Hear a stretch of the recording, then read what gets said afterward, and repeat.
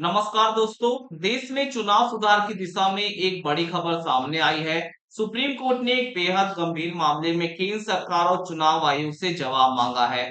मामला है उन फर्जी राजनीतिक पार्टियों का जिन पर चुनाव लड़ने के बजाय काले धन को सफेद करने का आरोप है। आखिर ये पूरा मामला है क्या, आइए समझते हैं। देश में हजारों राजनीतिक पार्टियां पंजीकृत हैं। इनमें से करीब 2800 से ज्यादा ऐसी हैं जिन्होंने अभी कोई चुनाव नहीं लड़ा।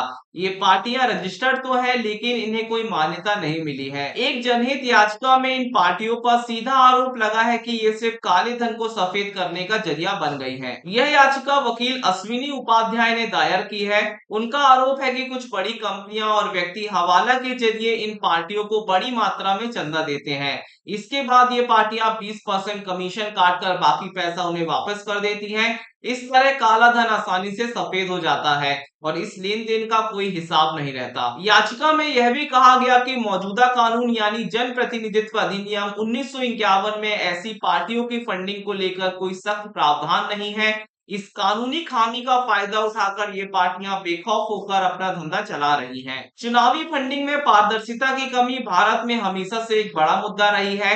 राजनीतिक पार्टियां जो गुमनाम स्रोतों से चंदा लेती हैं, उस पर पहले भी सवाल उठते रहे हैं, लेकिन ये पहला मौका है जब सीधे सीधे रजिस्टर्ड और रिकॉग्नाइज्ड पॉलिटिकल पार्टीज यानी आरयूपीपीएस को इस तरह के गोरख धंधे से जोड़ा गया है। सुप्रीम कोर्ट ने इस मामले की गंभीरता को समझते हुए इसे बहुत महत्वपूर्ण माना है। कोर्ट ने कहा है कि अगर आरोप सही है तो यह न सिर्फ हमारे लोकतंत्र के लिए खतरनाक है, बल्कि देश की अर्थव्यवस्था के लिए भी एक बड़ा खतरा है। यही वजह है कि कोर्ट ने केंद्र सरकार और चुनाव आयोग से इस मामले पर तुरंत और विस्तृत जवाब मांगा है। अब सभी की निगाहें चुनाव आयोग पर टिकी हुई है कि वह इस गंभीर चुनौती से निपटने के लिए क्या कदम उठाता है। सवाल यह है कि क्या चुनाव आयोग इन फर्जी पार्टियों पर लगाम लगा पाएगा? क्या राजनीतिक फंडिंग में पारदर्शिता लाने के लिए कोई नया कानून बनेगा? चुनावी प्रक्रिया की शुचिता बनाए रखने के लिए यह लड़ाई अहम है। आपका इस विषय में क्या ख्याल है, हमें कमेंट में बताएं। नमस्कार।